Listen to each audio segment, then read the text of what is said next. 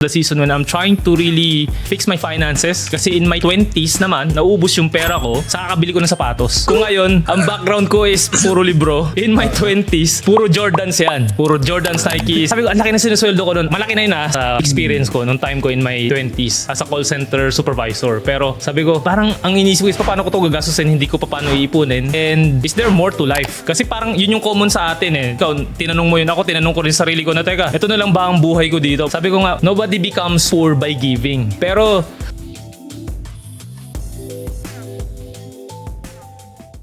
Kamusta? My name is Manong George and I've been here in the UK for over 15 years. Katulad ba kita na isang OFW na nangangarap ng mas magandang buhay?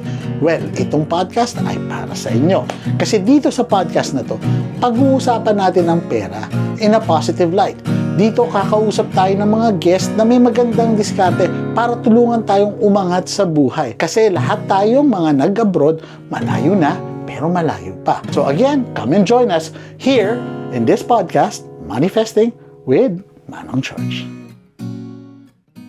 Kuya Jay, Hello. thank you. From Dubai, grabe. Alam mo, isa pa pala, ito, kanina nagkwentuhan na tayo. Gusto ko lang idagdag bagong umpisa talaga.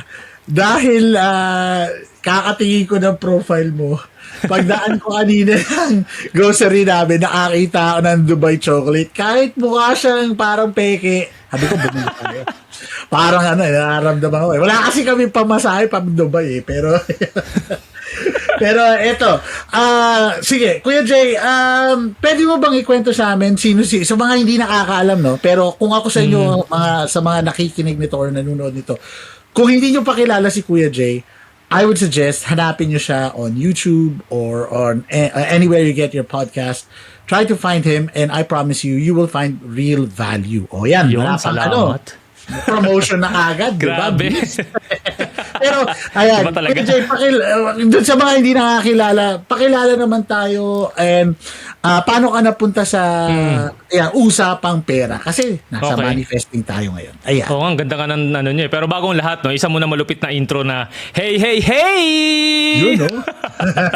So yung kasi para intro sa podcast ko, sa Pera and Purpose Podcast. So dahil ako si Kuya Jay, isa sa mga naging magandang turning point ng buhay ko was when I came dito sa UAE or sa Dubai na lang kasi mas kilala siguro ng iba yung Dubai kaysa sa UAE, 10 years ago, 2015. And paano ako napunta sa financial coaching? Hindi ko rin siya plinano. Hindi ko to talaga something na part ng journey ko pagpunta dito sa Dubai. Kaya lang noong 2015 nga, ito yung first year ko, and also at the same time, ito rin yung time na namulat yung mata ko kung paano ba talaga yung buhay OFW, di ba? Sinasabi nila buhay overseas Filipino. So, parang nakita ko na dito sa Dubai, nandun ako kasama ang mga 20 to 25 na other Filipinos sa isang flat. Ang tawag doon is mga partitions.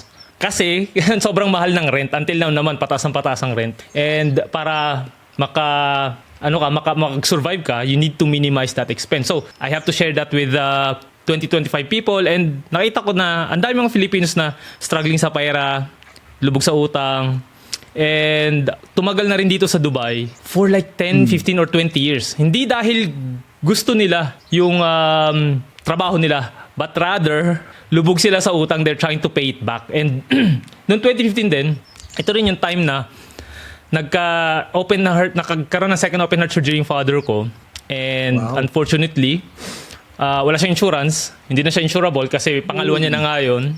And sadly, wala siyang savings. Wala talaga kaming savings as a family. And nakita ko yung impact ng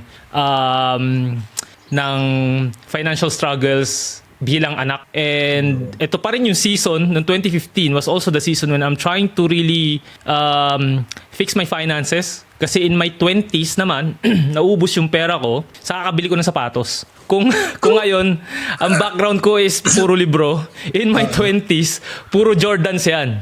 Puro Jordans, Nikes, and ano. And kaya lang, sabi ko, ang laki na sinusweldo ko noon malaki na yun sa experience ko nung time ko in my 20s as a call center supervisor. Pero sabi ko, parang ang inisip ko is paano ko to gagastusin, hindi ko pa paano iipunin. And unfortunately nga, nung pagdating ko ng Dubai, pa-30 na ako nun. And doon ko na-realize na sinayang ko yung opportunity ko nung 20s ko na sana I could have learned how to save or invest man lang. And sabi ko, kailangan ko na ayusin yung finances ko. And habang nandun ako sa journey ko na yon, nagkasakit yung tatay ko. And then, na-scam ako dito ng isang investment, gold investment. Ewan ko, naabutan nyo yung M Goldex noong time na yun. Pero isa ako sa mga naging biktima nun. And kasi nga, yun yung time na gusto ko na yumaman agad. So, naging greedy ako. And at the same time, ignorante ako sa pag-handle ng pera. So, nung binigay namin yung pera, yung 4,000 dirhams daw na yun, gagawin nilang 15,000 in 3 months. And hindi ko pa to pera, no? Pera pa to ng parents ko na binigay sa akin dahil na-realize nila na yung investment is galing dito sa Dubai.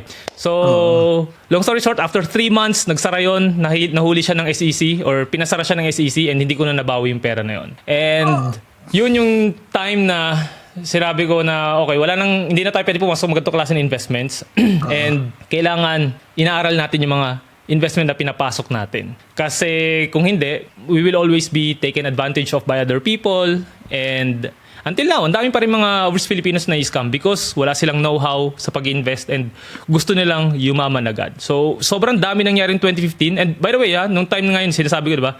Nag-aaral ako mag-invest sa stock market, sa real estate. Meron akong konting cash.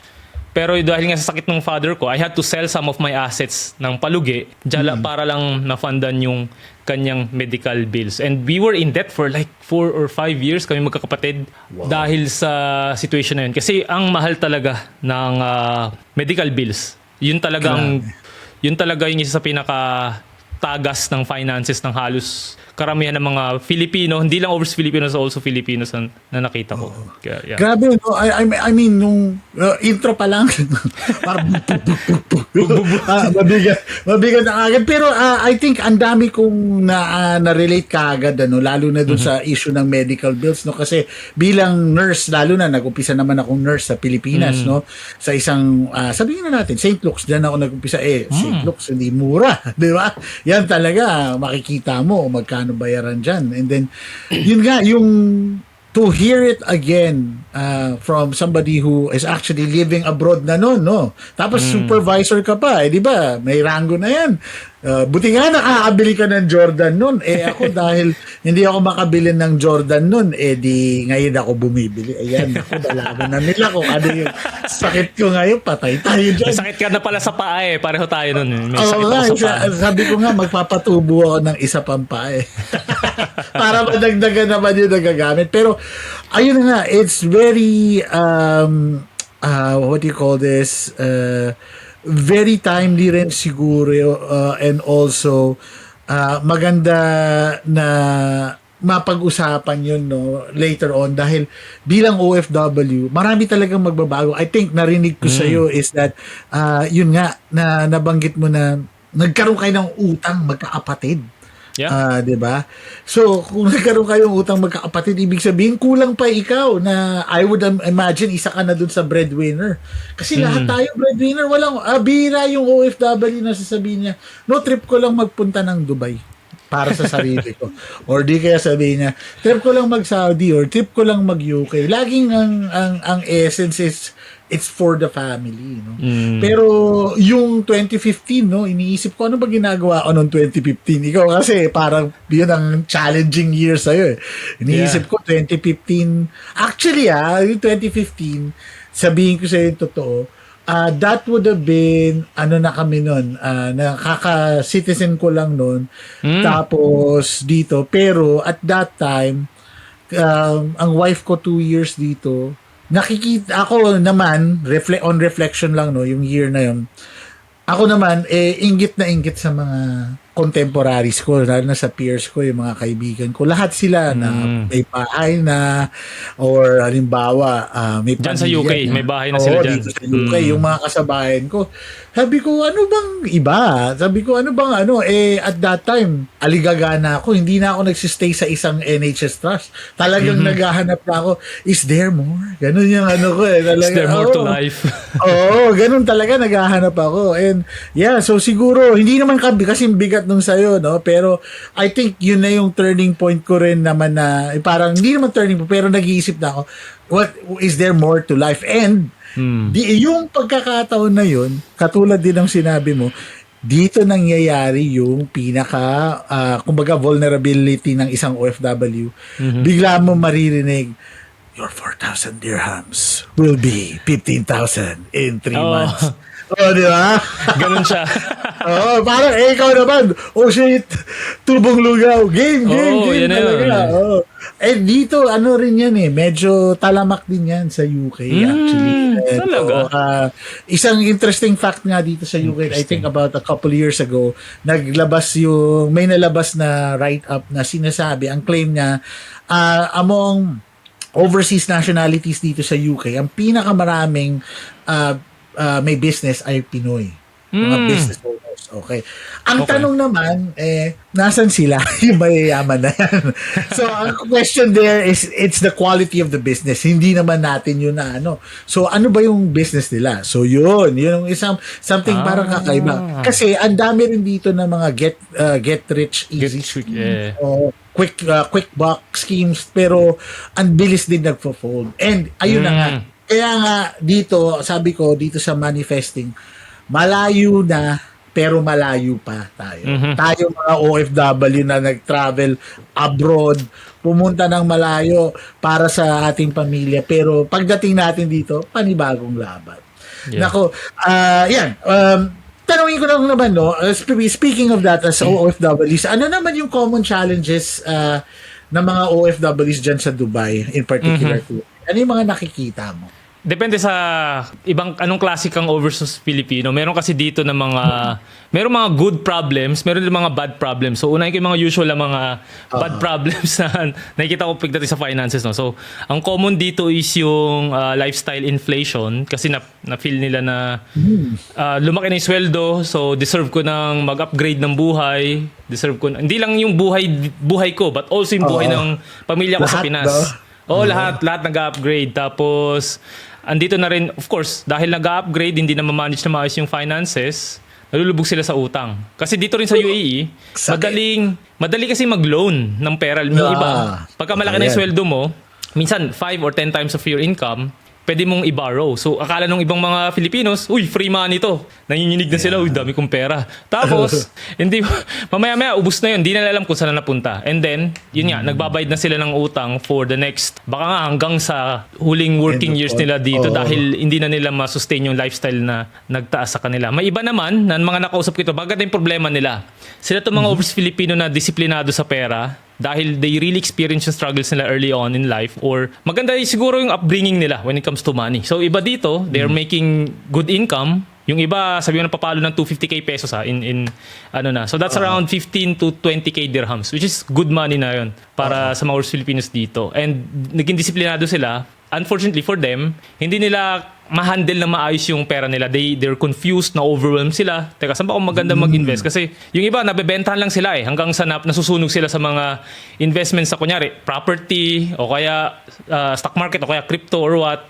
So, hindi nila alam kung paano ba i-handle yung pera nila ng mas maayos. So, yung iba naman, nagkakaroon nga ng business dito. So, they earn well, pero at the same time, hindi rin nila alam if paano ba nila i-handle yung kinikita nilang income. So, ganun yung mga dalawang klase ng mga Pilipino na mga nakakausap ko. And magugulat ka, dito naman sa UAE, may mga overseas Filipino talaga na maganda yung status. Ano lang sila? Quiet lang sila. Quiet lang sila. And the good thing with that, nakikita ko na ang daming mga opportunities for us. Siguro kahit saan parte ng mundo there are so many opportunities. The only thing is may mga overseas Filipino na nagiging relax na lang sila doon sa paano sila dumating dito. Hanggang yun na yung gagawin nila for the rest of their life. May iba naman na like what you said, umabot sa point na, teka, is there more to life? Kasi parang yun yung common sa atin Dalawa na, ikaw, tinanong mo yun. Ako, tinanong ko rin sarili ko na, teka, ito na lang ba ang buhay ko dito? Parang nung time na ang work ko nun was isa akong telemarketer dito. And then I realized, teka, ito na lang ba? Magtatawag na lang ba ako forever?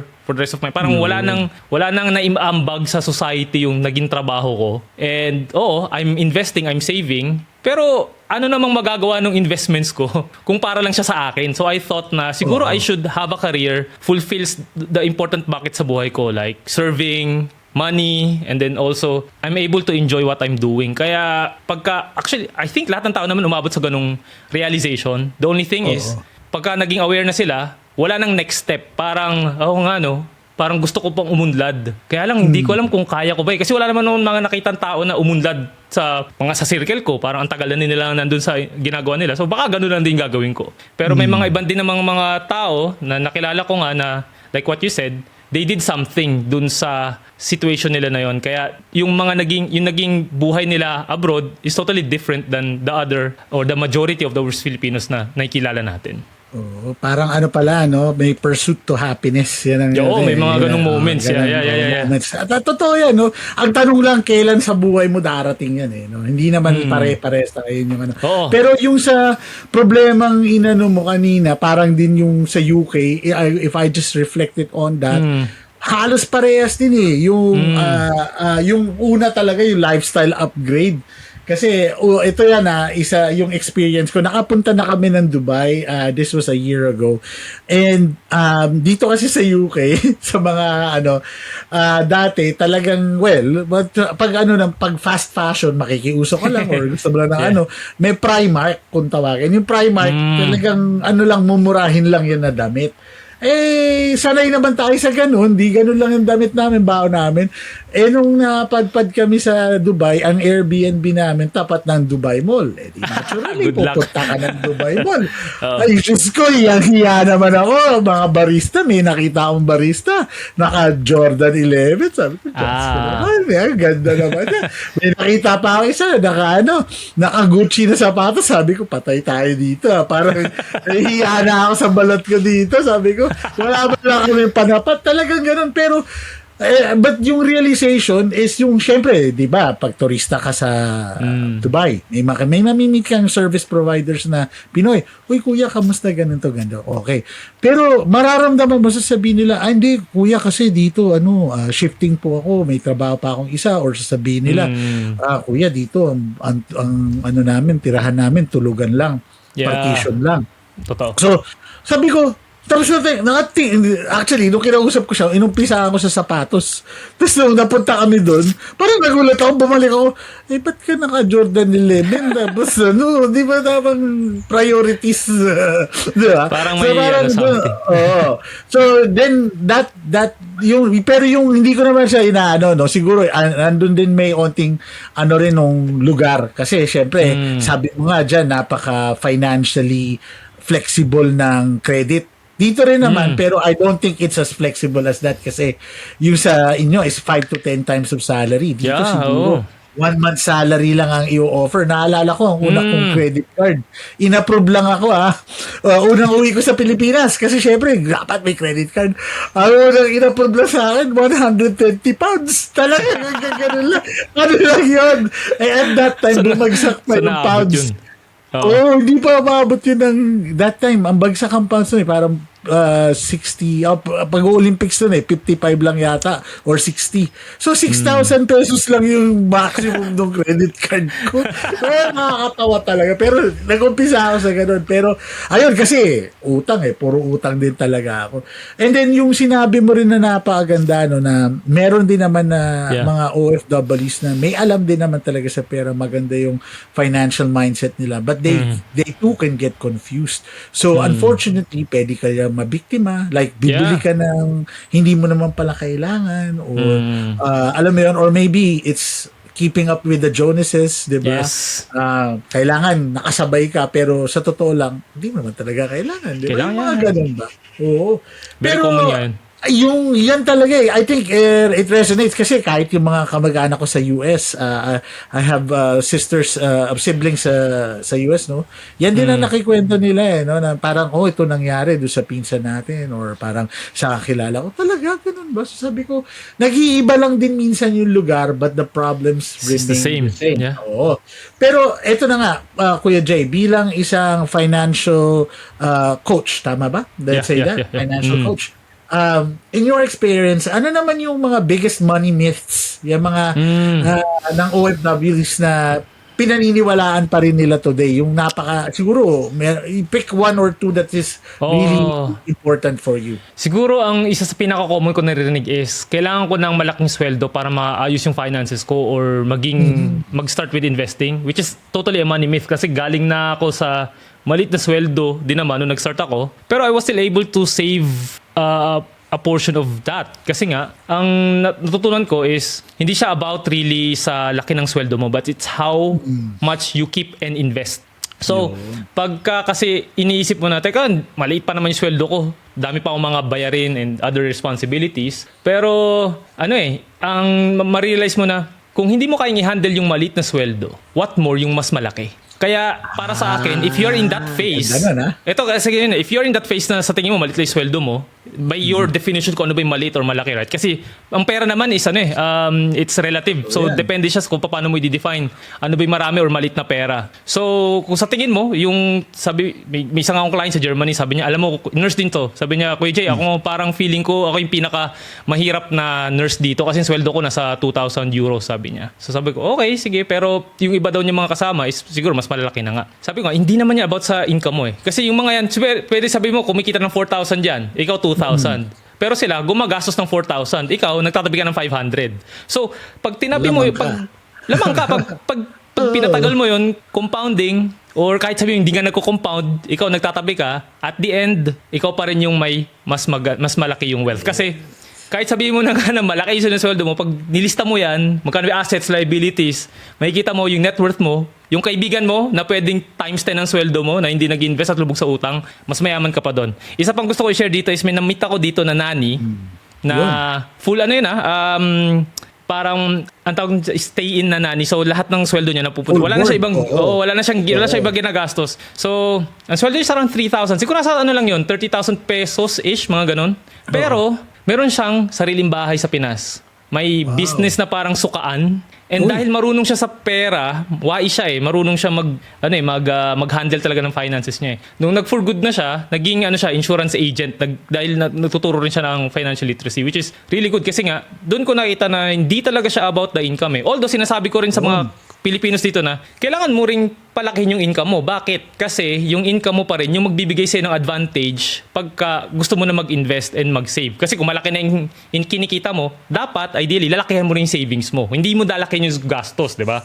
Yes. Kaya nga, sinasabi ko nga na, i-master mo muna yung current situation mo. Kasi eventually, pag na-master mo yan, pag lumaki yung sweldo mo, na-build mo na yung habits and yung mindset, mas malaki na yung kaya mong itabi and i-invest in the future. Kasi it's really about how we handle our finances, whether you're earning well or you're earning big or you're earning small. Pero again, I always encourage people na habang they're building their skill set, or yung income nila, nagtatabi na rin sila on the side para ma-experience nila paano ba mag-invest. And yung isa pang sigurong myth na common is, ang financial planning or financial coaching is only for the rich. Actually, hindi. Kasi kaya nga sila yumaman. Ito natutunan ko sa mga nakakausap ko ng mga clients na may malalaking net worth. Actually, kanina may kausap ako, ang kanyang net worth is 200 million pesos. Nagulat ako. Wow. May ganito pala listener na nagulat ako.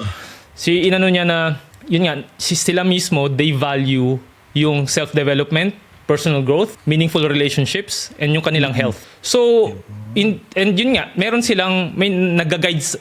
nagsisik sila ng guidance from other people. Hindi dahil marami na silang pera, but that's the reason bakit dumami yung pera nila. It's because they had the right guidance. So, alam mo yung mindset shift na, kaya pala ang financial planning is necessary for any stage of life. Whether you are still building, you're maintaining, or whether you are decumulating or pinapasa mo na sa ibang tao yung wealth mo. Kaya it's also so important na we invest in ourselves and also we invest in mentorship and planning. Ang galing nun, no? Kasi I think gasgas na yung ano yung ano yung sinasabi nila, financial, yung mga lumang term, financial literacy ba yan? Literacy, yan.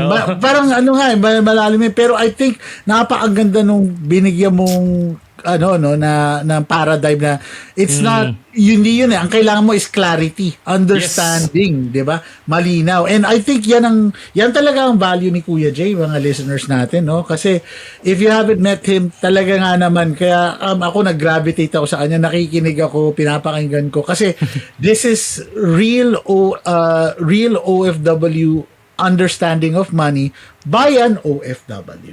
Kasi yun unfortunately, ang reality natin mga OFW is iba na yung lagay natin dito sa lagay natin sa Pinas. So, 'di ba? Sabihin na natin may nag-upgrade ang sweldo natin, nag-upgrade yung mga pangangailangan, gastusin natin. So, kailangan mag-upgrade din yung ating knowledge. Pero Yes. kailangan galing dun sa kabaro din natin. At ayan si Kuya Jay. Ang ganda, no? Financial clarity, yan ang magandang kailangan nating tutukan. Pero, isa rin na maganda ng sabi mo, no? Meron kang on both spectrums of clients, no? Meron medyo yung kailangan ng help kasi feeling nila wala sila. And then yung isa naman on the other end naman, kailangan nila ng help kasi naman feeling nila meron silang marami silang disposable but they need more help. So, Yes.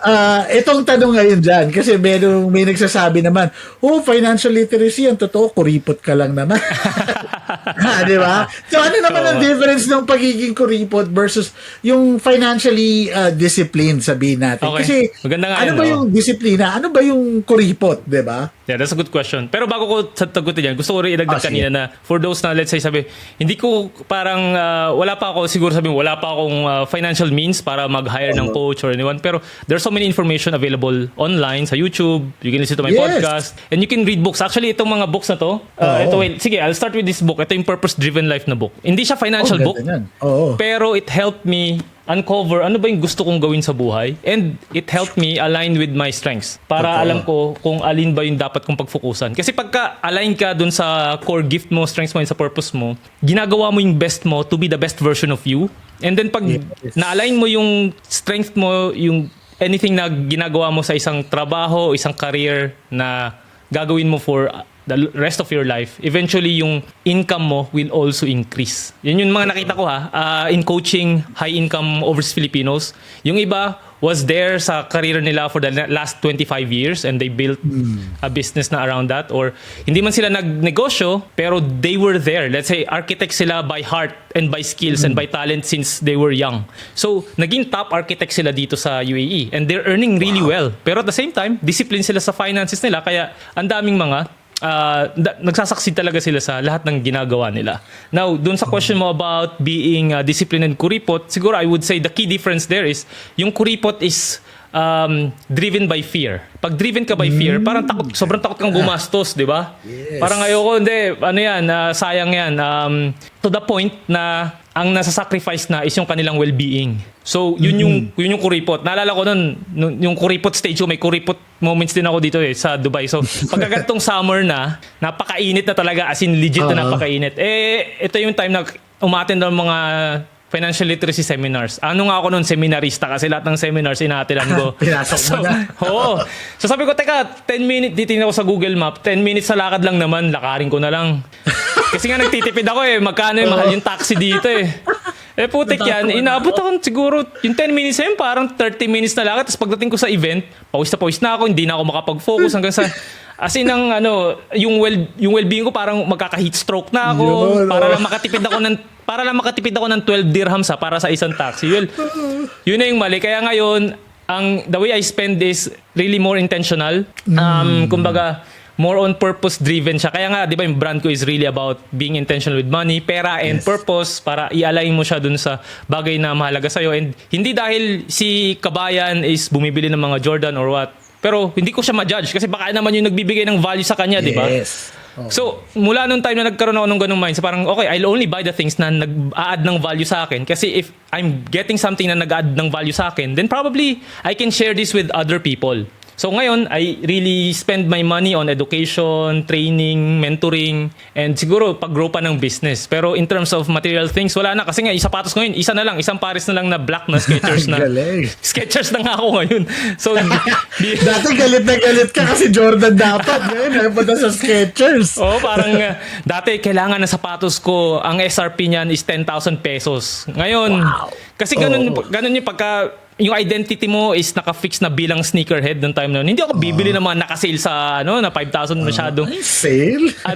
Sa identity ko yan. Kasi nga, ito yung napansin ko, na-attach tayo sa identity na akala natin is atin. Pero ang totoo is that naipasa lang siya ng ibang tao, probably ng friends mo, ng family mo, na dapat ikaw, yung mga mindset na naipasa sa atin when we were young, dala-dala na kasi natin yan kapag laki eh. And then eventually, makikita mo, teka, na-realize mo, bakit hindi kaya ako nakakaipon? Ba't hirap na hirap ako sa finances? Kasi nga siguro, yung mindset na yon doesn't really align, it doesn't serve you anymore sa current na buhay mo. Kaya by being aware of ano yung mga tendencies, ano yung mga dapat na mahalaga sa'yo, it helps you become more intentional sa money. And at the same time, nakakatipid. Kasi nga, clear sa'yo, may self-awareness ka na, I'll only buy the things that are important to me and hindi ako madadala ng comparison from to other people. Ito pa, isa ko napansin, no?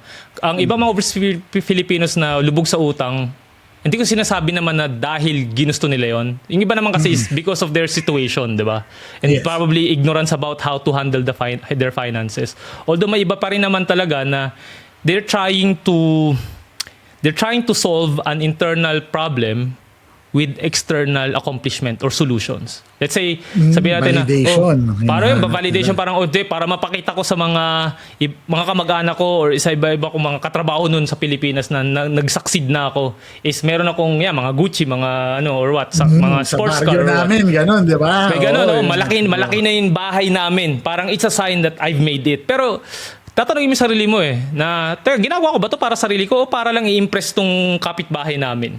Kasi the more na ginagawa mo yon, the more lang na hindi ka nagiging masaya. Di ba meron nga quote na comparison is the thief of joy. So, the more na you compare your life with others, the more na hindi ka nagiging masaya, the more na lumalaki yun. Kaya nakakaroon ng lifestyle inflation. Kaya kailangan, siguro yung mga naging client ko, binabalik ko sila sa ano ba talaga mahalaga sa'yo? Di ba?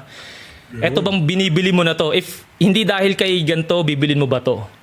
So pag ang sagot is hindi, then, di ba, let's have peace when we make or do our spending, kasi it has to be really intentional. Kasi otherwise, hindi mo ma-reach yung mga bagay na mahalaga sa'yo in the future. Galing. Ang keyword talaga na nakuha ko dun sa sinagot mo is intention. Intentional movement. Kung yan ang ma-master natin, edi ang susunod niyan is yung self-validation. Hindi ka na, wala ka na pa. Ang social media kasi, unfortunately, isang fuel yan ng yung validating other people di ba? Yun kasi, meron ba nagpo-post lang lagi na parang hirap na hirap ka sa social media? Unless scammer yung nakikita ang ganyan, or di ba, talaga naman, kung totoo minsan, kailangan talaga ng tulong. Yun, desperate times. Pero, yun most likely ang mga taong pinopost dyan, na-travel, yung mga highlight reels, reels na yun nandun And then, nako-compare mo yung buhay mo sa iba. Exactly. Inevitably, nahihirapan. Pero, yun nga ano ba talaga yung intention? Yun ang pinaka Yung nga ito, pabalik ka dito. Sige, bro. Hindi, sige lang. Babalik ka doon sa purpose-driven life. Ang ganda nga niyang book na yan. Ayan ang isa sa mga classic that still means a lot to a lot of people, no? I think kung may oras kayo, do check out that book. But ito naman, punta tayo sa strategies. Hindi ko naman hindi tayo hihingi ng isang buong session kay Kuya Jay, no? Pero hihingi lang tayo ng mga maliliit na bagay. So, practical strategies like ano ba yung pwedeng unang gawin ng isang OFW to gain control of their finances, and kung meron ka bang simple budgeting method, yan ang mga common questions umpisa natin dyan. So ang pinakamadali, which is hindi ka gagastos dito, is definitely sit down and write the things that are truly important to you Part ng aking coaching program is to really get clear about your vision. Ano ba yung bagay na gusto mo talagang ma-achieve? Merong tinatawag na have, do, and be exercise. Ano yung mga bagay na gusto mong ma-acquire? Whether physical things, whether is it your health ba, or anything na gusto mong makuha or ma-achieve sa buhay. Sumunod is yung B. Ano yung bagay na gusto mong maging? Gusto mo maging philanthropist eventually? Gusto mo ba maging financially free? Gusto mo maging debt free? Gusto mo bang maging father? Gusto mo maging mother? Gusto mo bang anything na gusto mong maging paglaki mo, parang ganun. O gusto mong maging katulad ni Manong George, di ba? Ilalagay mo yan doon. O kaya... Kaso yung katulad ko, paglaki, ibig sabihin nun, tumaba na naman ako. Patay na naman ako sa doktor ko niya. And then yung next is yung do. Ano yung mga bagay na gusto mong gawin? Mag-travel with your entire family? Gusto mo bang mag-spend ng time with them? Gusto mo ba na yung career mo is much better na, or gusto mo na magkaroon ng sarili mong business? Yun yung gusto mong mga gawin. So, pagka sinulat mo yun, magkakaroon ka ng parang pattern, or makikita mo yung mga similarities dun sa mga bagay na importante sa'yo. And once na nakuha mo yun, ilista mo ngayon, ano ba yung long term mo, ano yung 3-year goal mo, and kung meron kang 1-year goal, ilagay mo rin yun. Or rather, vision pala, hindi mo na goal. And then pagka nakita mo na yung vision mo, isa-isahin mo na siya para maging financial goal. So, kung ano yung mga importante sa'yo and all. Tapos, isa pa sa mga kailangan mong isulat is yung, nasan ka ba ngayon? Where do you financially stand? Ibig sabihin, ano ba ang iyong net worth? So, alamin mo if ano yung total na net worth mo, ano yung total na assets na meron ka right now, meron ka bang investment sa stocks, sa bahay, or what? And then, ilista mo yung liabilities mo. And then, yung difference ng dalawang yon is your net worth. Oo. Yun yung ano mo financial value mo. It doesn't reflect your self-worth. Magkaiba si self-worth sa net worth. Pero kasi, the only way to measure financial growth is by measure yung talagang net worth mo. Kasi may iba naman na feeling mayaman sila. Kasi parang, ang dami nilang mga na-acquire. Pero, if you list down their net worth, lubog pala sila sa utang. Dahil nga, pwedeng yung mga binili nila are depreciating assets, or talagang it doesn't really add value sa kanilang financial health score. And then, ang isa pa na kailangan mong i-track is yung expenses. So, pwede mong ilista dyan ano yung mga last 90 days mo na expenses. Kasi doon mo makikita yung pattern na kung saan ka kasi mag-spend, yun talaga ang nagsasabi sa'yo kung anong binavalue mo. Meron nga ata sa Bible na sinabi doon na where the treasure is, there your heart is. Diba? So, para masabi mo na ito yung pinaprioritize ko, o ito rin nga isang way to know kung ano ba talaga yung priorities ng isang tao. It's not what they say, it's where they spend. Kasi dun mo makikita 'di ba? O patingin nga ng patingin nga ng spending plan mo. I don't call it a budget kasi for me ang budgeting is something na restrictive. So yun I allow tatanong ko sana. Yun kasi I allow people to spend. Actually lahat naman tayo are spenders. The only question there is that are you a conscious spender or are you an unconscious spender? Ibig sabihin basta ka lang gumagastos. Kasi eventually itong mga tinatabi natin today, gagastusin din naman natin to in the future The only difference is tayo ay merong self-discipline and we can delay gratification para sa better future. Ngayon, yung mga simple exercises na yun, napaka-helpful na nun. Na like yesterday, I had that simple na may isa nag-clarity call sa akin and then sabi niya, wow, Kuya Jay, ang dami ko natutunan dito. Sabi niya, akala niya nga yun na yung buong coaching. Sabi ko, alam mo, wala pa nga sa 1% ng ginagawa ko yan. Pero sabi niya, wow, sabi niya, ganun pala siya na ngayon ko lang nakita yung financial picture ko dahil mayroon siyang mga assets pero hindi niya alam na yun lang, ganun na pala yung na-build niya eventually. And napansin niya na parang nawala na siya sa tamang landas with all the spending na ginawa niya for the last couple of years. So, yun yung isa sa pinaka-important na exercises pagdating sa if you wanna take control of your finances. And of course, kasama na rin dyan yung pagbabasa mo ng mga books that are related sa personal finance. Usually, if you're starting out, you may want to have a mindset shift. So, ang mga books na nire-recommend ko dyan is yung book ni T. Harv Eker, which is yung Secrets of the Millionaire Mind. Tapos, Psychology of Money ni Morgan Housel. Kasi talagang ano yun more on mindset Ang success kasi natin sa finances is more on our behavior and hindi yung spreadsheet, hindi yung numbers. Kasi it's always about how we behave, whether we have or we don't have money. Kaya malaking bagay ang mindset. Kahit sabihin mo na ibigay ko sa'yo yung tamang process in building wealth na aligned sa gusto mo mangyari, kung hindi pa solid yung foundation mo as an individual, hindi mo ma-execute yun Kasi kahit sabihin kahit gaganto yung plan, kahit gaano kaganda yung plan, if the person doing it doesn't have that discipline, hindi siya mag-work.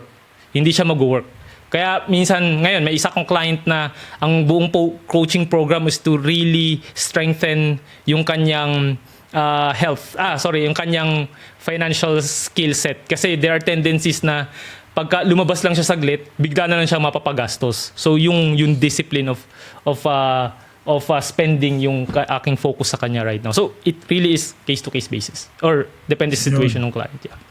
Pero talagang meron talagang steps, and ang steps is to siguro realize yourself, no? Na self-awareness. kailangan mo ng help. Oo. And then you have to put it in writing because it puts things in perspective, nakikita mo, no? Kasi pag isip natin parang isang step malilimutan na natin. Maganda. May share ko sa iyo, Manong George. Ito yung una ko notebook doon, nandito na ako sa UAE. As in any random notebook. Tapos dito nilista ko dito yung vision ko. Like pati yung mga core values ko. Like ito. What are the things that are important to me? Sa akin nakalagay dito financial freedom, financial literacy, family relationships, charity. Tapos core values, humility, integrity, hard work, mga ganon. Kasi when you write things down, nagkakaroon ng clarity talaga kung ano yung nasa isip mo. Kasi if i-hold mo lang yan sa mind mo, wala, overwhelmed ka. Kasi hindi mo alam kung ano ba nangyari, ano ba talagang gusto ko kay Jay. Kasi hindi mo man lang ginawa na isulat. Kasi when you really write it, nakikita mo yung nilalaman ng isip mo. Kaya this is a great exercise. Hanggang sa umabot sa point na, wala na ako sa mic. Pero umabot sa point na ang dami ko na nagjo-journaling na ako talaga. Very important to. And ngayon nag-digital na ako. Nandito na siya sa aking iPad kasi nga gusto ko na masyado na tong marami. So yun yung kaya isa rin sa exercise na pinapagawa ko sa clients ko is to really journal. Ano ba yung mga bagay na you are grateful for? Kasi I haven't met a person na hindi masaya sa buhay na hindi grateful. Kasi if you're grateful, totoo yan. Yung mga gusto mong ma-achieve, yung gusto mong ma-acquire na dati pinagdadasal mo, di ba? Ngayon stress na stress ka, pero dati gustong-gusto mo yun and nakalimutan mo na siya kasi hindi ka nga grateful sa mga na-acquire mo na. Yes. Tapos yung iba parang sinasabi, nakafocus sila sa mga bagay na wala sila. Pero sinabi ko, sige, mag-focus ka ngayon sa mga bagay na meron ka. Nung nilista nila lahat yon, mas gumaan yung pakiramdam nila. Kasi nga, na-realize na, for the last several months, nakafocus lang ako sa mga bagay na wala ko and nag-accumulate lang yung problem sa utak ko.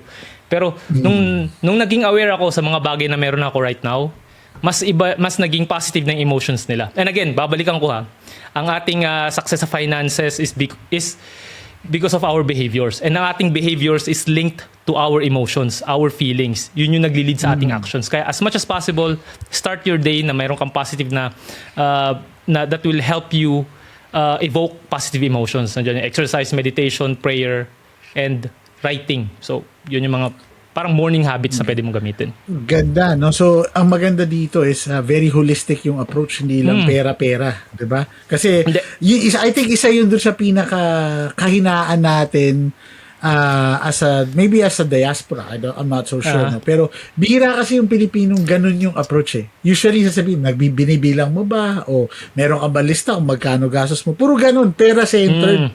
Pero ito, it's more person-centered yung approach, no? So, maganda. Pero speaking of persons, no, isa sa mga matinding rason ng OFW is their persons or their family. Yeah? Yep. Yan kasi yung I would say, dare say 80 to 90% of the time, pag may nakausap kang Pinoy, ba't ka ba nag-abroad? Para sa pamilya. Laging ganun di ba?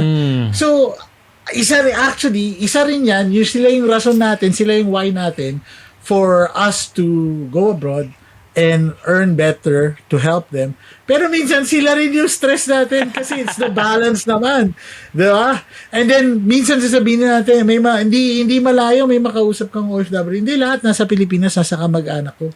So, how do you find that balance, diba? With saving and investing versus your family back home, your people, diba? Ano ba yung magiging strategies mo dyan? Yan. Isa yan sa pinaka-common na challenge ko, no, when it comes to coaching clients. Kasi meron akong isang client na nakakalungkot, nagkaroon siya ng cancer. And then, nakakuha siya ng insurance money, malaking pera. Pinakamalaking pera na kuha niya sa buong buhay niya, sabi niya. Unfortunately, nung nag-run kami ng numbers niya rin, parang sabi ko, it will only last you for the next 9 months. Sabi ko, alam mo ba kung bakit? Wow. Tinanong ko siya. Grabe. Kasi pag tinignan mo yung kanya expenses, a huge chunk of it is given sa kanyang pinsan, dalawang pinsan na able, kayang magtrabaho, ibig sabihin, pero ayaw kasi pihikan sa paghahanap ng work. And alam nila na tutulungan sila financially. Pero inisip mo, no? May cancer na siya tapos tumutulong pa siya sa ibang tao na dapat ginagamit yung pera na yun para magpagamot siya. Ngayon sabi ko sa kanya, alam mo, hindi tayo tutuloy sa coaching kasi kita na natin yung problema eh. The only thing here is dapat magkaroon ka na netong tough conversation with your family members. Sinasabi ko palagi na ito yung short term and awkward conversation. Pero it will lead to long-term financial benefits eventually. Mas gugustuhin mo ba na hayaan na lang tong buhay na nangyayari sa inyo right now hanggang sa umabot sa point na uubos ka na, wala ka ng pera, and sa mga dami ng mga nakausap ko ng mga overseas Filipino na pa-retire na at hindi nakapag-invest or nakapag-save man lang for their retirement, lahat ng sinabi nila sa akin is itinulong ko ang majority ng income ko sa family ko, sa pamangkin ko, sa kapatid ko, sa parents ko, and nung ako na nangailangan, yung mga tao na tinulungan ko, may sarili na silang buhay, or hindi na nila nakalimutan na sila totally. Kaya sinasabi ko na hindi masamang tumulong, okay? Lalo na sa family members natin. Wala namang may quote nga akong na parang naisulat sa isang diaryo na when I was featured, sabi ko nga, nobody becomes poor by giving. Pero sobrang daming naging poor or naging broke because of overgiving. Kasi they gave more than what they can. They overextended. Kaya yun yung nagiging problema na kasi sa atin bilang Filipinos, 'di ba? Kailangan family centric tayo eh. It's a good thing and it can also be a bad thing if hindi naging maayos yung dynamics ng isang family members. So personally ako, nag-struggle din ako doon. I had a conversation with my mother. Sabi ko, paano ba yung expenses natin? So, nilista ko yung namin. Tapos umabot sa point, umiyak na siya. Tapos hindi ko na natuloy yung conversation. Kasi nga, na siya eh. Mahirap eh. Mahirap na eh. Di ba? Parang, sabi ko, okay, sige, next time na lang. Pero, ang ginawa ko na lang was to really embrace the situation na accept na ganito na yung situation and what I can do is to really improve on myself and siguro, ikat na yung ganong klase ng mindset sa family tree namin. Parang gusto ko na this thing ends with me and hindi ko na ipapasa tong burden na to sa magiging anak ko and sa next generation namin. I think yun yung common sa atin na mga millennials, right? Yun yung mga na-experience natin. Kasi our parents were brought up in a situation or in a season of their life na totally different from what from our time talaga. From our time right now eh. Wala silang access sa information na meron tayo right now. Insurance was a taboo topic for them. Sa atin, it's really something that's very important. It's a sign na you are financially aware of what you should do with your money. Savings talaga eh. Pera savings, sa bangko. Hindi sila nag-i-invest or very few lang yung nag-i-invest kasi they think na ang investing is only for the rich people. Pero now, kotse, yan ang ganun. Yun yung thinking ng mga parents natin back then eh. Pero again, dahil tayo ay siguro nga, if you are listening to this, there has to be no excuse for you to be poor eh. Kasi nga, you have the information now. The only question there is, anong ginawa mo with the information that you had? Diba? Kasi eventually, tatanungin tayo na mag-iinak natin, Pa, Daddy, di ba may internet na kayo nung time na yun? May AI na nga nung lumaki nung Bakit sakit doon, nasisi ka pa. Bakit ganito pa rin yung sitwasyon natin? Parang walang nangyari, di ba? So, we are lucky and blessed na we are living in a generation na may ganito. Tama, ako nasa Dubai, ikaw nandiyan ka sa UK. We're having this meaningful conversation and we can freely share this with other Filipinos, right? So, ano yung gagawin natin with that kind of with this advantage na meron tayo compared sa past generations, right? So grabe, no? Kasi tayo yung generation that saw this massive information technology boom, no? Yeah, internet. Nakita natin na, yung dati, parang sa Star Trek, nakikita may tao na nagsasalita sa screen. Ngayon, totoo na eh. Normal na lang eh. Di ba? Naabutan ko rin. Ewan ko kung naabutan mo na dito sa UK. Ang talamak dito nun, phone card. 5 pounds. Parang 10-15 minutes, dadial mo. Dial ka, tawag ka, tapos nagmamadali kang masabi lahat ng gusto mo masabi kasi mabilis lang yan eh. Tapos di mo alam, di mo nakikita ngayon. Di-screen na lang lahat. Libre na yung tawag. Hindi naman libre, pero hindi na siya gano'n. Mas accessible na siya. Yeah. Ikaw ba ay nagpapadala ng pera para sa Pilipinas. Kung OFW ka at nagbabayad ka pa ng fees para sa inyong padala, well, let me introduce to you TapTap Send. TapTap Send is free sa padala ninyo, mabilis ang rates at safe ang inyong padala. Ngayon, if you use our code PinoyUK, you get an extra 15 pounds sa inyong unang padala. But wait, hep. Pwede rin gamitin ang aming code na Pinoy UK kung ikaw ay taga USA, Canada, Australia, Dubai, or UAE, at marami pang iba. So, use our code Pinoy UK at magpadala na sa TapTap Send. Ano pang hinihintay nyo?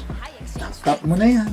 And ang maganda dito, no, sa topic natin, I think even with money, no, let's appreciate, sabi mo nga, embrace natin yung hard facts. And one of the hard facts na nakakalimutan natin is change is the only thing that's constant. Yeah. Nung umalis tayo sa Pilipinas, siguro may pangarap tayo na iahon silang lahat, no, tayong buong pamilya natin sa kahirapan. Pero pagdating natin, meron din tayong pagdadaanan, yung sarili, na hindi natin masishare sa nila.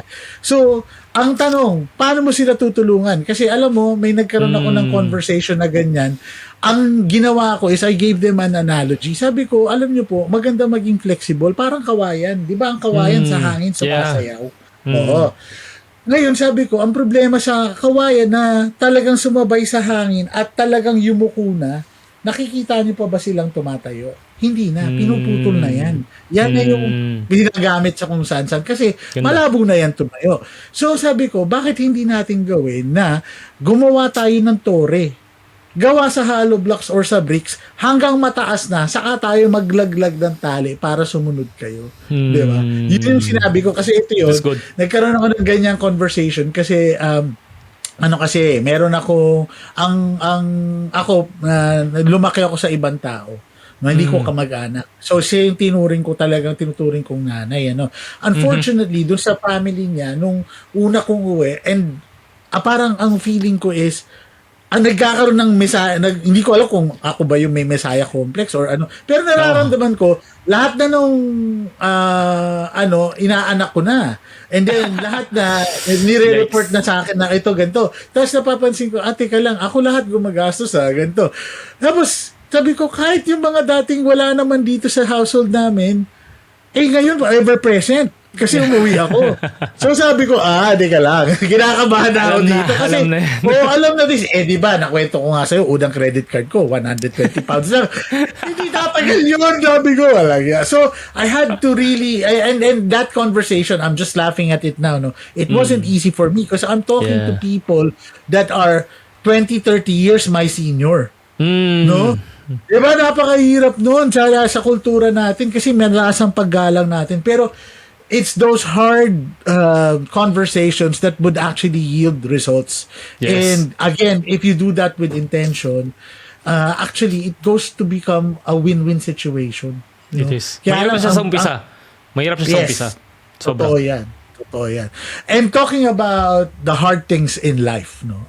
Siguro ito, pipivot lang tayo ng konti kasi we're talking about manifesting. Pinag-uusapan natin paano kikita, no? Paano rin yayaman as an OFW. Nag-umpisa na tayo kanina, sinabi mo nga, do things with intention.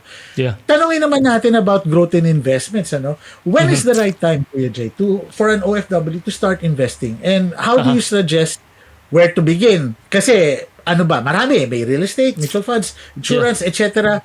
So, anong sa palagay mo yung dapat nilang umpisahan and kailan, 'di ba? Yung pinaka-importante. Well, yun nga, no, may quote ko si Warren Buffett pa to or sino man, parang the best time to invest was yesterday, the next best time is today, 'di ba? So, ano naman din, pero again, i-acknowledge ko pa rin yung mga situation na pwedeng talagang tight sila sa budget and all.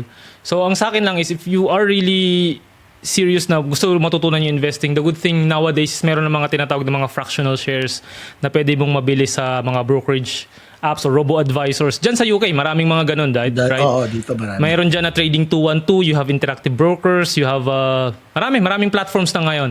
Dito sa UAE, merong Sarwa, merong Stashaway, na you can start basically with zero makapag-open ka na account for free, and then lang yun kahit sabi mo nang tabi ka ng 10 pounds or 10 dirhams kung magkano man yung kaya mo. Ang importante dito is hindi yung amount. it's the habit of saving and investing. Kasi doon mo natututunan na, okay, ganito pala bumili ng share, ganito pala nag-work yung mga ganitong klase ng assets. One thing na you have to be careful of lang is yung mga, common kasi dito sa UAE is yung mga funds na binebenta sa mga expats na ang lalaki ng fees. Sabi mo na ang fees around 3, 4, 5%. Long term, malaki yung taga niyan.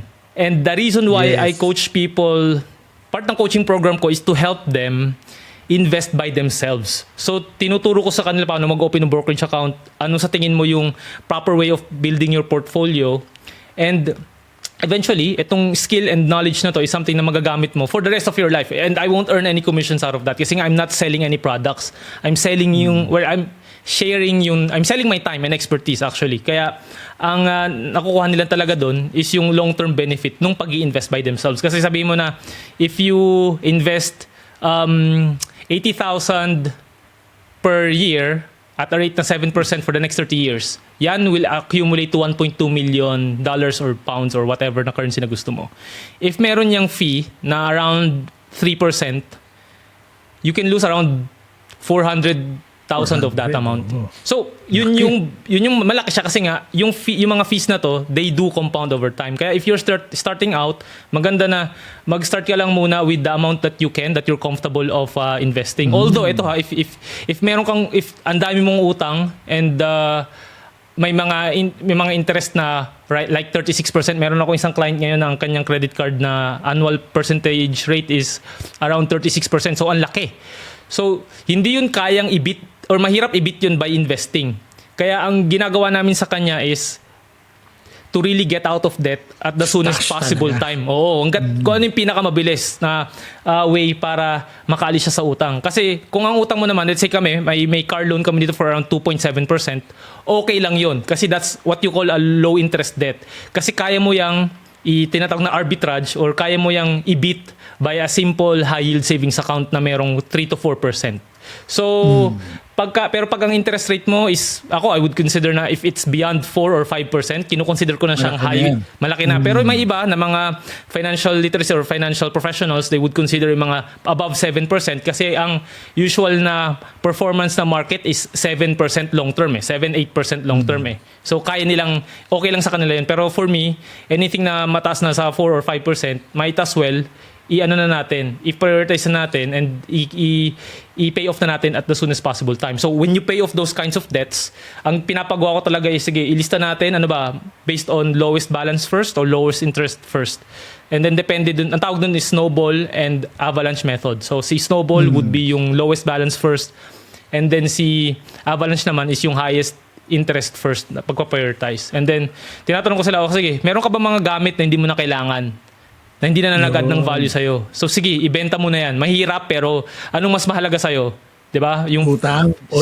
yung utang mo, yung mga nabubulok mong gamit, ikikip mo pa, i-hold mo pa ba, magiging emotionally attached ka pa dyan for the rest of your life hanggang sa mabulok sila, or yung feeling na nagagawa mo yung lahat ng bagay na gusto mo kasi wala kang utang and you're financially free. Pamili ka. Yun yung pinapapili ko sa kanila. Ano yung choose your heart, 'di ba? Sabi nga, ano yung mas mahirap para sa'yo?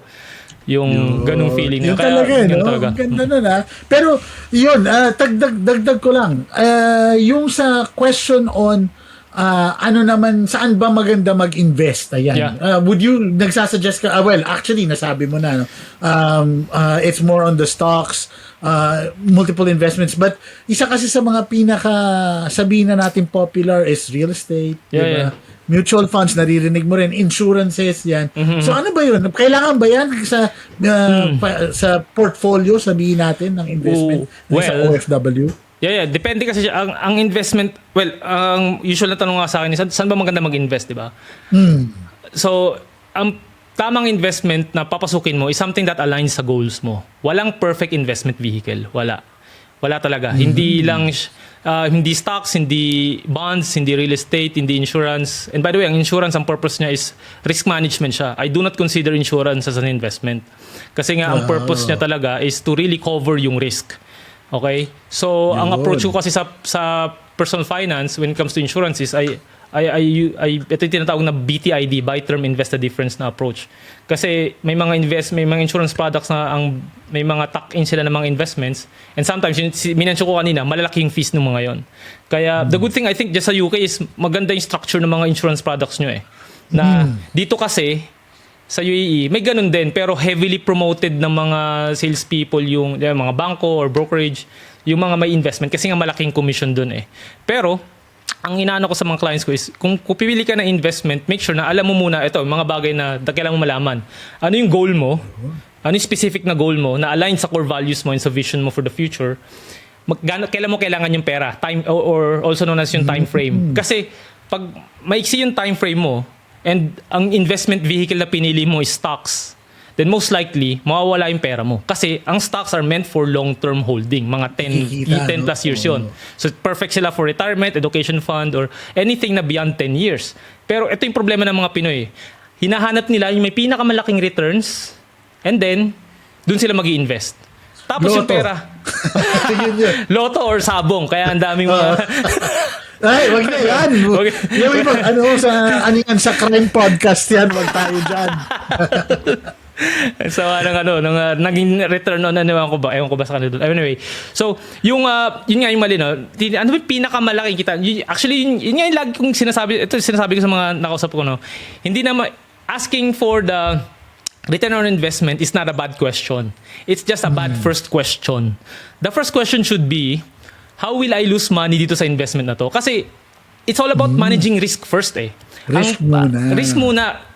Ako, whether investing or organizing your finances, ang pinaprioritize ko palagi is yung risk of you losing money. Kasi everything is na lang susunod, everything will follow if you manage your downside, your upside will follow para tuloy ako Illuminati or what.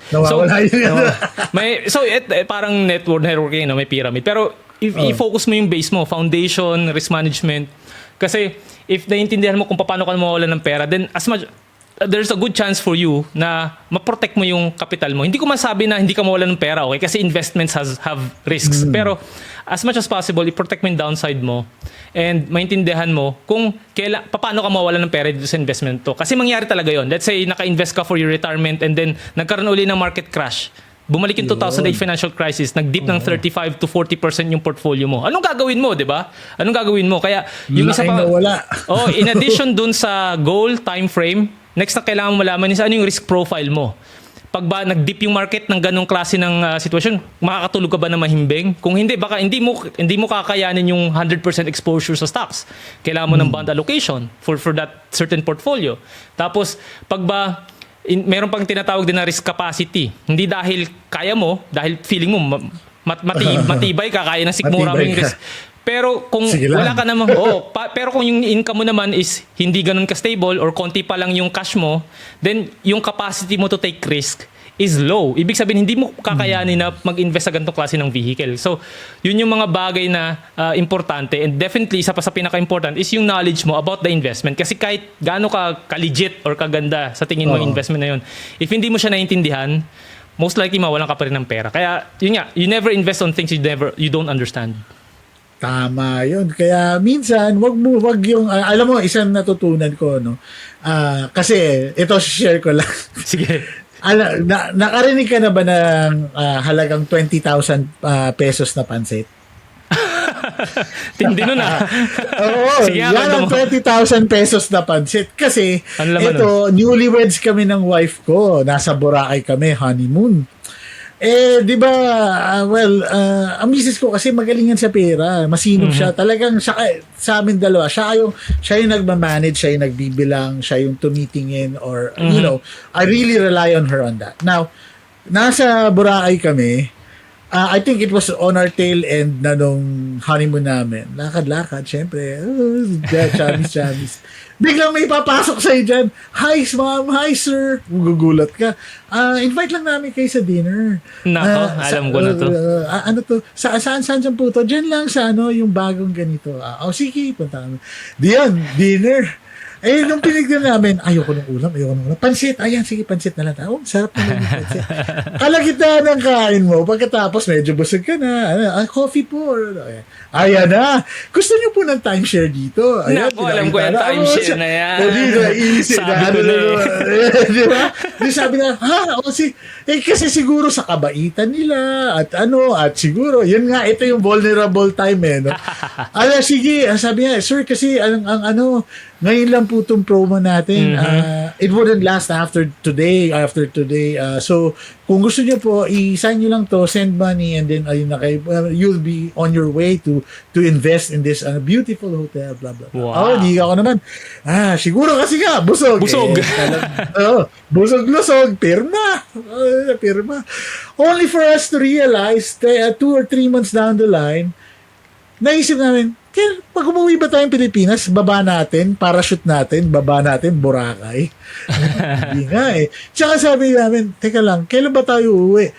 Oo nga, wala pa tayong pera. Kasi mind you, nung pagdating ng misis ko, it took us 4 solid years bago nakauwi. Kaya talagang, sabi namin, teka nga, parang So yun, ang nangyari, buti na lang, eto na lang yun ang saving glory, hindi applicable ang direct debit from Philippines to UK. Yun. Kasi kung nagkataon, patay kami. 20,000 yung umpisa. Hindi ko na maalala kung ano yung susunod na payment. Pero yun ang pinakamahal na pansit. Yung pinaka 20,000 pounds na pansit. Kasi sa totoo lang, pinagyan pa namin ibang ulam eh.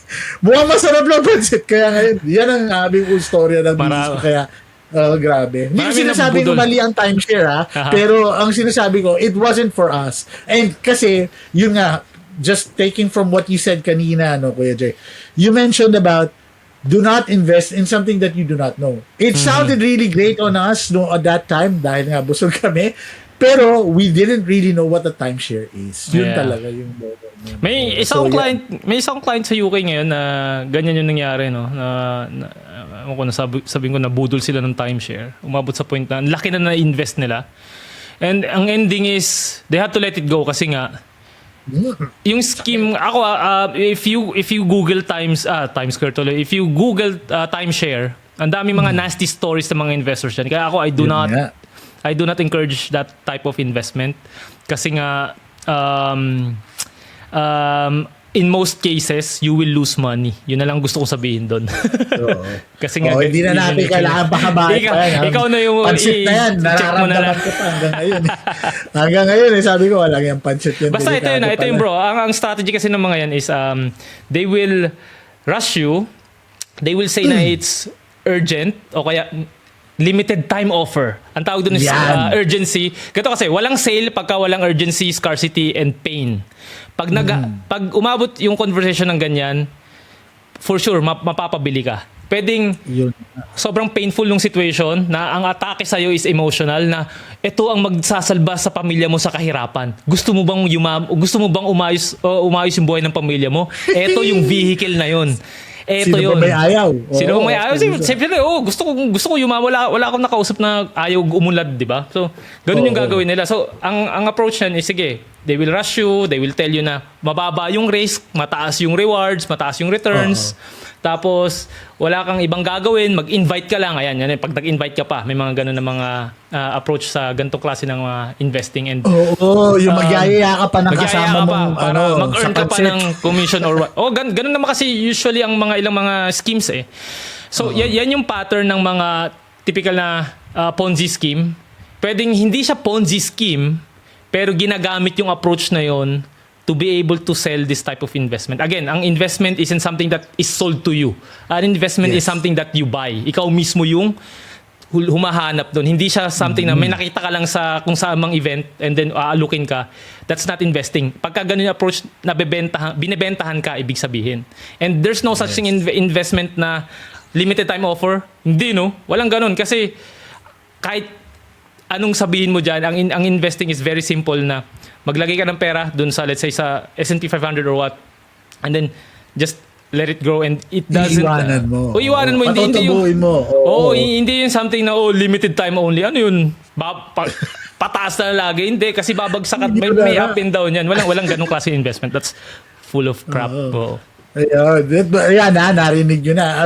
Parang sa buhay lang yan. pagka minadali ang isang desisyon, meron talagang mabubuo Yeah. hindi pinagplanuhan. Haste makes Oo, waste. Yan. yeah. If I learned Yan. that, if I knew that those 3 words, hindi ako na-scam. Kasi kakamadali kong Yun yan. yumaman, sa kakamadali ko, lalo kong tumagal sa pagbibuild up. Oh, Lagi ako tandaan nagba-backslide. Yun yung naging Oo. challenge sa akin back then. Yeah. Si Kuya Jay na-scam. Si Manong George na-scam ng pansit. Kaya tandaanan nyo, wag nyo nang ituloy yan. Pag-isipan nyo. Oh, sa akin lang, sinasabi ko lagi is, you have to fail better. Hindi yung failure na katulad dun sa akin. Siguro, I want to see people fail. Let's say, nag-start ka ng business, you failed. Pero that's a good learning experience. Hindi yung sa akin na Yes. nag-invest ka kasi na-scam ka, kasi nga nabudol ka, kasi nga, well, ganun yung nangyari. Kaya, as much as possible, you fail better. Kasi yun yung Yeah. magiging advantage mo over the other It people. creates a platform for you to step on and move forward and Yes. upward. Yun Yes. para nagiging hagdan yan eh. Yeah, Oo, oo. totoo yun. Galing. So, para sa'yo, Kuya Jay, ano yung pinakamahirap na mindset na kailangan baguhin ng mga OFW yung tulad natin when it comes to money? And meron ka bang may offer na tulong sa kanila? Pinakamahirap na mindset. Ano ba? Teka. Parang ano yan, marami kasing klase ng mga mindset na kailangan mong i-break. Siguro isa doon is yung idea that siguro parang malapit, close din siya doon sa pagiging strong family ties natin. Yung mindset na pag pamilya, kailangan palaging, anong tawag nito, palagi mong tutulungan financially. Tapos, parang all out ka dapat palagi kasi pamilya mo naman to. I mean, walang masama doon, okay? If kaya mong magbigay. Pero kung financially struggling ka na, ikaw kumakain ng tuyo, sila ay masarap na lechon yung kinakain sa or what. Mag-isip-isip ka rin kasi eventually eventually it will catch up on you na yung mga opportunities na kapag tabi ka, hindi mo nagawa. And tulad ng Non-sustainable, ano? Hindi siya sustainable. Tulad ng shinare ko kanina, yung mga stories ng mga overseas Filipinos. Isa pong pwede mong i-google na stories, itong story ni Ramon. Kilala to isa siyang overseas Filipino sa Saudi na for the entire working years niya, nagtumutulong siya. Parang napakwento niya pa doon nga na talagang sinusundo siya ng mga ilan-ilan jeep para lang pag umuwi siya. Pero umabot sa point na nagkasakit siya, kailangan niya umuwi ng Pinas. And unfortunately, ano na siya ngayon? Homeless na siya. Nandun siya sa Luneta. Doon na siya nagstay. Yung mga anak niya, hindi niya na rin yung mga tinulungan niya, wala na rin. So, yung mindset na parang di bali na maghirap basta magkakasama tayong ganung mentality. Parang parang kailangan ba talagang ganun yung usapan sa pera? Hindi ba pwedeng mayaman tayo at the same time magkakasama tayo? Yun yung gusto kong narrative. Parang napapansin ko sa mga Filipinos na pag-usapang pera, palaging drama ang usapan. Karamihan hindi palagi. Parang okay lang maghirap, basta okay lang malubog ako sa utang. Parang mayroon pang bagong meme sinabi ng misis ko, ikamamatay ko ba kung ...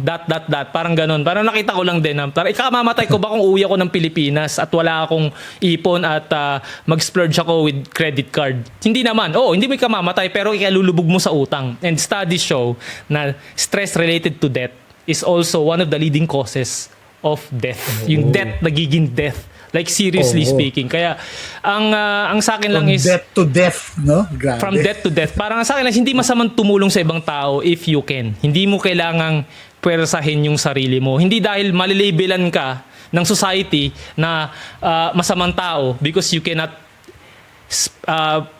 give money sa parents mo, sa kapatid mo or what. If hindi mo talaga kaya, wag mong i-force. Please lang, wag mong i-force. Or kung gusto mo silang tulungan, set limitations, find ways to make more money. Pero kung talagang nagawa mo ng lahat, like, kasi I remember, kailangan ko pa mag-sideline sa isang factory dito para lang magpadala pa ng isang Kasi ayoko talaga ng utang eh. Never akong hihingi ng pera sa ibang tao para lang ipautang pa sa iba. Kasi alam ko yun, nakita ko na yung problema na yun, na kung gaano ka-stressful yun sa ibang tao, and I don't want that experience. So, what I'll do is, I'll sell an extra stuff na hindi ko na kailangan. Papautang ko without any expectation, ipapahiram ko without expecting na babalik pa yun. Itutulong ko sa family member ko without any expectations of getting it back. So yun yung I think isa sa pinaka-strongest na mindset na kailangan nating ma-break as overseas Filipinos, na ang pera should be a source of parang way for us para ma-enrich yung relationships natin with other people and hindi yung maging source ng stress. Parang ganun. Ano yung isa ka pang tanong? Ano nga yung isa mong tanong? Parang meron pa isa eh. Paano siya itutulong? Ano yun? Paano mo ma-overcome? Pero nasagot mo na eh, Kuya Jay. I think yun yung kasi ang pinakamahirap na mindset na kailangan baguhin. And how do you help overcome them? Pero ito na, yung closing natin. No? Last few questions. So, kung merong OFW na nawawala, no, overwhelmed financially, whether kasi first time nilang yun nga, di ba maraming dumarating sa abroad, tapos ito, sa nurse, dati nung dumating ako dito, sanay ako 12,000 lang yung sweldo ko. Then nung pagdating ko dito, inevitably nagko-convert ako, 'di ba? Kita ko, "Hoy, laki na, di ba? 100,000 yung pera ko." Ayun. Di kaya. Tapos wala pang isang buwan. Dito ang swelduhan, once a month lang. Sanay tayo, quincenas, di ba? Pareho tayo. Di pagdating sa amin ng third week or yung fourth week, yung bago sumweldo, yung isang linggo na lang, bago sumweldo. Talaga, linggo de peligro. Diyan nalalabas lahat ng dilatang maisip mo. Diyan nalalabas yung adobong pangat. Hindi lang pangat, talaga patatagalin mo yun. So, ayan. So, anong tanong ko is, meron bang, kung meron nakikinig dito na OFW and they're feeling lost and overwhelmed, how can they start to regain yung sinasabi natin? Kalimutan mo na muna yung literacy, financial literacy, yung financial clarity. Ano yung what they can do to start that financial clarity? Well, yung kanina, sinare ko na rin, di ba? Parang you really have to be clear sa gusto mo mangyari sa buhay mo eh. Kalimutan mo muna yung mga sinasabi naman tao and all. Kasi ang financial literacy naman, it's important. Pero ang talagang transformation comes from empowerment and execution. Yes. So, hindi enough na meron kang information without you doing it. Di ba nga parang may sinabi na, iba, knowledge is power, pero hindi ako niniwala doon. Knowledge is power unless it is used.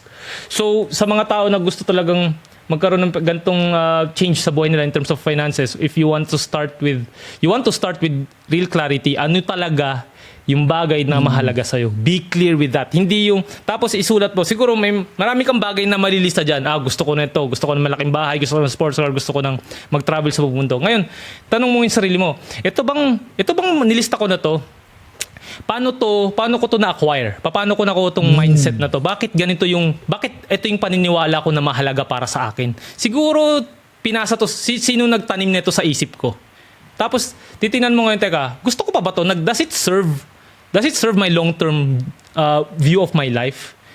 Pag no yung sagot nun, then hindi mo na siya kailangan pang pakagasusan. Maganda nga yung binensyo ko nilang book kanina, yung Secrets of the Millionaire Mind ni T. Harv Eker. Meron doon na sinabi siya na PTFAR, programming leads to your thoughts leads to your feelings leads to actions, and your actions leads to result. Pagka binago mo yung programming mo, mababago mo yung thoughts mo, the way you think. And then, it eventually leads to your result. Kaya tayo na nagsisimula, kung ikaw ay nandun pa sa journey mo na napagsisimula pa lang, ang kailangan mo talagang baguhin would be the mindset part. Kasi marami dyan sa mga, until now, meron akong mga mindset na kailangan kong baguhin. Kasi for the last 37 years that I am alive, may mga, and nagbago lang yung mindset ko, sabihin mo na nung 2016, 17, kasi yun na yung time na naalug ako eh. So I was around turning 30 na. So technically para pa lang akong 7 years old kasi yung pa lang yung iba na yung mindset ko eh. Iba na yung mindset ko mula nung time na yun kumpara nung lumaki ko. And ang hirap nun kasi nga ang daming mga external validations na papasok sa isip mo na teka, tama ba tong ginagawa ko? Parang ito ba ay in compliance sa kagustuhan ng ibang tao. Pag pumasok yun sa isip mo, then parang red flag na siya na dapat, teka, hindi ko na to kailangan gawin kasi, more on, I'm just pleasing other people. And, ibabalik ko tong book na to ni Rick Warren, yung Purpose-Driven Life. Meron dito na 5 reasons why people could not live a purposeful life and pwedeng ma-align to sa finances. First is yung fear. Nilabel ko siya na parang fagma, no? Fear. So, driven ka by fear and hindi ka makapag-isip, hindi ka makapag-take ng risk kasi you feel na baka mawalan ka ng pera or if you succeed, hindi mo kayang i-handle yung success. Yung A is yung anger. People are driven by anger na they spend their money para lang i-fuel yung anger nila. Parang kunyari, galit na galit ako kay Manong George, uubusin ko yung resources ko para masira yung pangalan ni Manong George. Kakain ako ng pansit. Kakain ako ng pansit para ganun. Tapos, yung sumunod is yung G is guilt. Parang sa atin, if you got scammed, hindi tayo hindi natin may spend yung money natin kasi nga parang, sino ba naman ako para magtayo ng isang business? Ako nga na-scam mismo. Sino ba na ako para magkaroon ng coaching business? Ako nga na-scam. Diba? Next is yung M, is yung material things. Na we use the money to buy material stuff thinking na it will lead to success.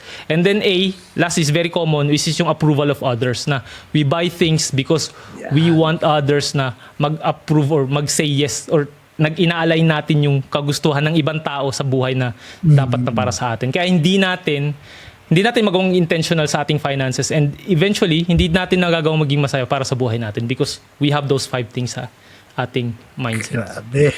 Ang So, ganda. Yun Ganda. yun. Kung kayo umabot dito at wala pa kayong natutunan, ewan ko na lang. Yun na lang masasagot ko. Pero alam ko, marami pa to, sabi mo nga, Kuya Jay, no? This is not even 1% of what you impart to your clients, no? So, kung gusto ka nilang mag-connect sa'yo or even just to book maybe a little call, you call it a clarity call, no? Yeah, Parang clarity call, eye-opener lang. Yeah.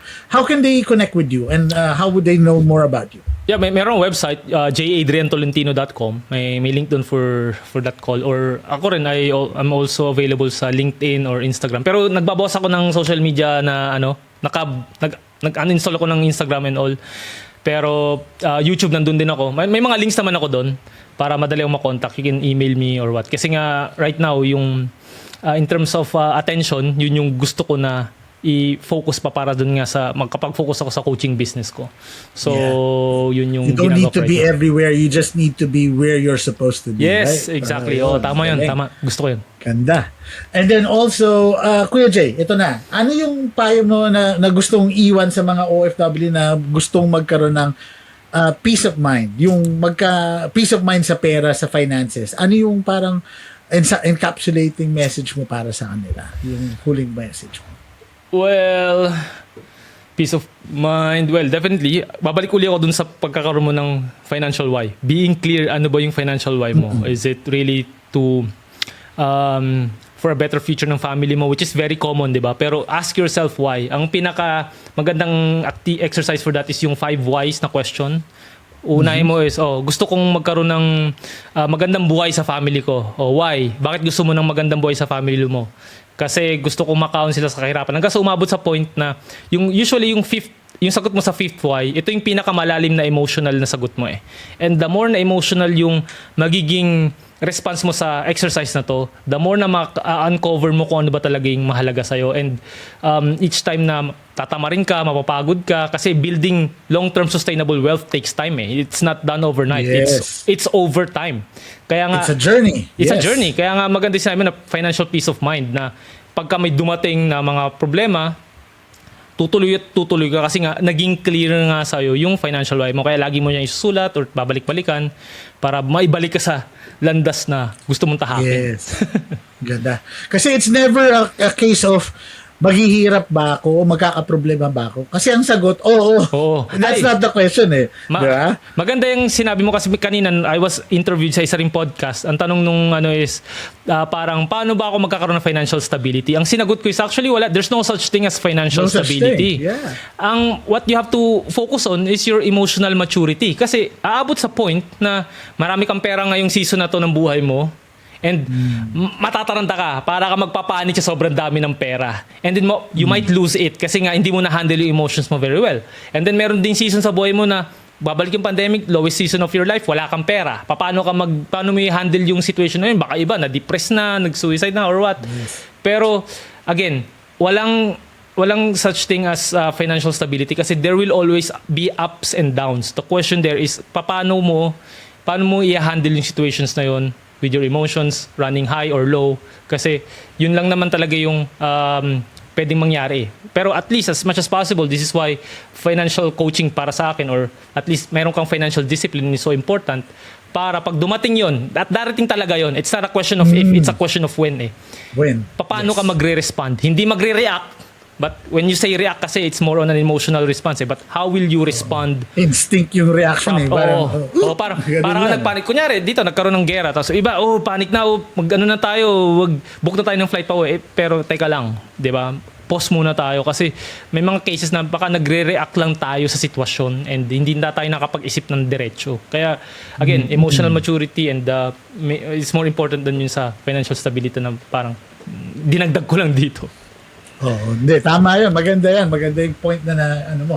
And lastly, ito, Kuya Jay, alam ko, kinain ko na yung 1.5 hours of your time, but very Sige thankful kami dito sa manifesting. Pero, para sa iyo, ano ang ibig sabihin ng manifesting? It's a term we coined here, pero I want to understand and know from our guests, para sa kanila, ano ba ang term na manifesting? Ayan. Ang sa akin is, it's really about using money that is in alignment sa purpose mo, sa values mo, sa strengths mo, and how you can add value sa buhay na ibang tao rin eh. Kasi nga, di ba parang manifest is something na you try to visualize, you think about it, Project, and then yes. you project and then you acquire it. Siguro dahil money, probably it's achieving kung ano man yung financial goals mo, right? Pero ang iisipin mo palagi is yung health, wealth, and happiness siguro, those are just byproducts of things na ginagawa mo constantly, every day. Hindi siya about yung kung gaano mo ka-heavily ginawa to, but gaano ka-frequent mo siyang ginawa. It's more about frequency and not intensity, kumbaga. Kaya nga, babalik ako sa pag-i-intentional mo with your money kasi every day, you will be tested, you will be challenged. Paano mo gagamitin yung pera mo na yun? Ang daming magiging distractions, promise. Darating talaga sa season ng buhay mo, sa Novus Filipino, dadami yung pera mo. Pero, paano mo i-handle yun? And, is your eyes on the price na gusto mo talaga makuha o madidistract ka? If not, hindi mo ma-manifest yung buhay na gusto mong makuha. So I'm still manifesting the type of life na gusto ko for my family. So pero slowly, like what you said kanina, malayo pa pero malayo na rin yung narating kasi nga because of the tiny habits na binago natin when we started compared to how we started or what. Yeah. Galing. Kuya Jay, maraming salamat at panalangin ko marami pang maka-meet sa'yo at matulungan mo kasi I think there's real value in financial clarity and for OFWs there that are lost, I think our guy, si Kuya Jay. Maraming salamat Kuya Jay at mabuhay ka. Thank you po. Itong podcast natin to, hindi mangyayari kung wala tayong tulong sa napakaraming tao. Kaya mag-uumpisa ako magpasalamat sa ating executive producer na si Miss Faye Santa Ana Corpus. Also, our intro music is care of the artist known as Silelan. Based siya sa Philippines. At of course, kayo mga listeners natin, maraming salamat sa suporta.